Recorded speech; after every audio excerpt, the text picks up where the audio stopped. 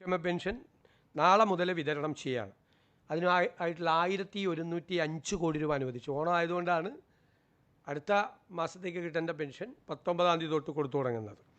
Pension ഒരു മാസവും മുടങ്ങാതെ കൊടുക്കണമെന്നുള്ള UDF സർക്കാരിൻ്റെ നയത്തിൻ്റെ ഭാഗം കൂടിയാണിത്. എല്ലാവർക്കും സുഖമാണെന്ന് വിശ്വസിക്കുന്നു. സംസ്ഥാനത്തെ ഓണ പെൻഷൻ 2000 രൂപ തന്നെ ഇത് നേരത്തെ ലഭിക്കും എന്നുള്ളത് മാത്രമാണ് പ്രത്യേകത. ഓണ പെൻഷൻ പ്രഖ്യാപിച്ചിരിക്കുകയാണ്. ഇതുമായി ബന്ധപ്പെട്ട വിശദാംശങ്ങളാണ് പറയുന്നത്. സംസ്ഥാനത്തെ ഓണം സ്പെഷ്യൽ സാമൂഹ്യ സുരക്ഷാ പെൻഷൻ നേരത്തെ വിതരണം ചെയ്യാൻ സംസ്ഥാന സർക്കാർ തീരുമാനിച്ചു. നാളെ 2026 ഓഗസ്റ്റ് 19-ാം തീയതി ബുധനാഴ്ച മുതൽ വിതരണം ആരംഭിക്കുമെന്ന് മുഖ്യമന്ത്രി VD സതീശൻ വ്യക്തമാക്കി. പെൻഷൻ ഒരു മാസവും മുടങ്ങില്ല എന്നും ബോണസും അഡ്വാൻസും നൽകാൻ തുക അനുവദിച്ചിട്ടുണ്ട് എന്നും മുഖ്യമന്ത്രി പറഞ്ഞു. മന്ത്രിസഭാ യോഗത്തിന് ശേഷം മാധ്യമങ്ങളോട് സംസാരിക്കുകയായിരുന്നു മുഖ്യമന്ത്രി. ക്ഷേമ പെൻഷൻ വിതരണത്തിന് 1005 കോടി രൂപ അനുവദിച്ചു. സംസ്ഥാനത്തെ ജീവനക്കാർക്കും അധ്യാപകർക്കും 4500 രൂപ ബോണസും 20,000 രൂപ അഡ്വാൻസും നൽകും. ആശാ വർക്കർമാർക്കും അംഗനവാടി പ്രവർത്തകർക്കും 1450 രൂപ വീതം ഓണത്തോടനുബന്ധിച്ച് സഹായമായി അനുവദിച്ചതായി മുഖ്യമന്ത്രി അറിയിച്ചു. പിന്നോക്ക വിഭാഗങ്ങളിൽപ്പെട്ടവർക്ക് പെൻഷൻ കുടിശ്ശിക ഉൾപ്പെടെ വിതരണം ചെയ്യും. നെല്ല് സംഭരണവുമായി ബന്ധപ്പെട്ട കുടിശ്ശിക അനുവദിച്ചിട്ടുണ്ട്. സപ്ലൈകോയ്ക്ക് 53 കോടി രൂപ അനുവദിക്കാനും തീരുമാനമായതായി മുഖ്യമന്ത്രി അറിയിച്ചു. തൊഴിലുറപ്പ് തൊഴിലാളികൾക്കും ഓണക്കാലത്ത് സഹായം ലഭിക്കും. ഓരോ തൊഴിലാളികൾക്കും 1200 രൂപ വീതം നൽകുമെന്ന് മുഖ്യമന്ത്രി പറഞ്ഞു. അംഗനവാടി ജീവനക്കാരുടെ കുടിശ്ശിക തീർക്കാനായി 34 കോടി രൂപ അനുവദിച്ചു. പാചക തൊഴിലാളികൾക്ക് പുതുക്കിയ നിരക്കിൽ തുക ഉൾപ്പെടെ നൽകുമെന്നും അദ്ദേഹം വ്യക്തമാക്കി. മുഖ്യമന്ത്രിയുടെ തന്നെ വാക്കുകൾ കേൾക്കുക. ഓണമാണ്. ഓണവുമായി ബന്ധപ്പെട്ട് ഒരുപാട് കാര്യങ്ങൾ സർക്കാർ ഇപ്പോൾ തീരുമാനം എടുത്തിട്ടുണ്ട്. ഞാൻ ഇതുവരെ എടുത്ത തീരുമാനവും അനുവദിച്ച പണവും ഞാൻ നിങ്ങളോട് പറയാൻ ആഗ്രഹിക്കുകയാണ്. സർക്കാരിൻ്റെ ക്ഷേമ പെൻഷൻ അതായത് 25-ാം തീയതി മുതൽ കൊടുത്താൽ മതി ഈ മാസം യഥാർത്ഥത്തിൽ. പക്ഷെ അത് 19-ാം തീയതി മുതൽ വിതരണം നടത്തുകയാണ്. സാമൂഹ്യക്ഷേമ പെൻഷൻ നാളെ മുതൽ വിതരണം ചെയ്യുകയാണ്. അതിനായിട്ടുള്ള 1105 കോടി രൂപ അനുവദിച്ചു. ഓണം ആയതുകൊണ്ടാണ് അടുത്ത മാസത്തേക്ക് കിട്ടേണ്ട പെൻഷൻ 19-ാം തീയതി തൊട്ട് കൊടുത്തു തുടങ്ങുന്നത്. പെൻഷൻ ഒരു മാസവും മുടങ്ങാതെ കൊടുക്കണമെന്നുള്ള UDF സർക്കാരിൻ്റെ നയത്തിൻ്റെ ഭാഗം കൂടിയാണിത്. സാമൂഹ്യ സുരക്ഷാ പെൻഷൻ 59,472 ഗുണഭോക്താക്കൾക്കായിട്ട് സംസ്ഥാന വിഹിതമായി 951 കോടി 40 ലക്ഷം അനുവദിച്ചു. ഗുണഭോക്താക്കൾ 59,472.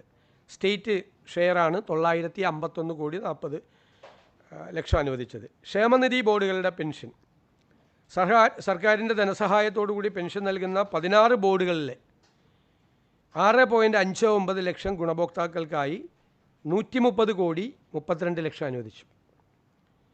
ഇനി ദേശീയ സാമൂഹ്യ സഹായ പദ്ധതി വാർദ്ധക്യ ഭിന്നശേഷി വിധവ പെൻഷനുകളിലെ 8,46,456 പേർക്കുള്ള വിഹിതം കേന്ദ്ര സംസ്ഥാന വിഹിതമായിട്ടുള്ള 24.76 കോടി രൂപ അനുവദിച്ചു. ഓഗസ്റ്റ് 19 മുതൽ വിതരണം ആരംഭിച്ച് അതിൻ്റെ നടപടിക്രമങ്ങൾ പൂർത്തിയാക്കും. സർക്കാർ ജീവനക്കാരുടെയും പെൻഷൻകാരുടെയും ആനുകൂല്യങ്ങളും ബോണസും പ്രഖ്യാപിച്ചു. 630 കോടി 5 ലക്ഷം രൂപയാണ്.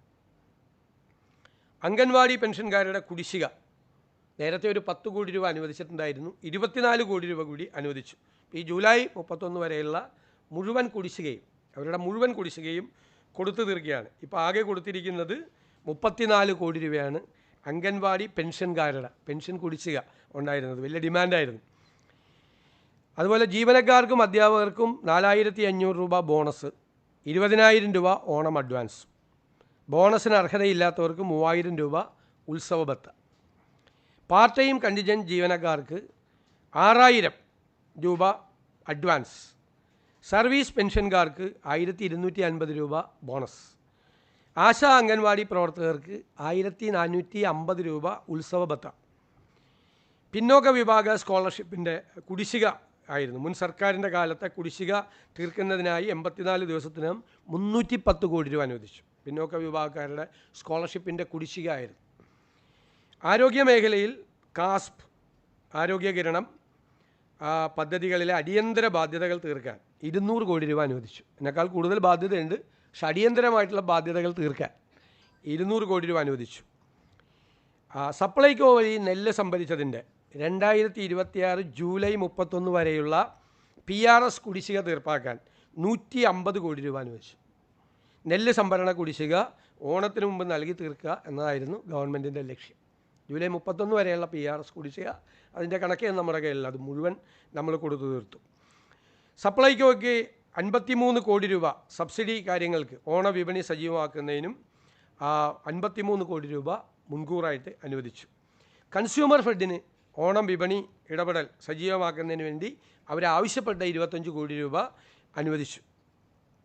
ഇനി തൊഴിലുറപ്പ് തൊഴിലാളികൾക്കുള്ള ഓണം ബത്ത 100 തൊഴിൽ ദിനങ്ങൾ പൂർത്തിയാക്കിയ 3.68 ലക്ഷം കുടുംബങ്ങൾക്ക് 1200 രൂപ വീതം നൽകാൻ 44.24 കോടി. അയ്യങ്കാളി നഗര തൊഴിലുറപ്പ് 100 ദിനങ്ങൾ പൂർത്തിയാക്കിയ 7080 തൊഴിലാളികൾക്ക് 1200 രൂപ നൽകാൻ 85 ലക്ഷം രൂപ. ഇങ്ങനെ 45 കോടി 9 ലക്ഷം രൂപ തൊഴിലുറപ്പ് തൊഴിലാളികൾക്ക് കൊടുത്തിട്ടുണ്ട്.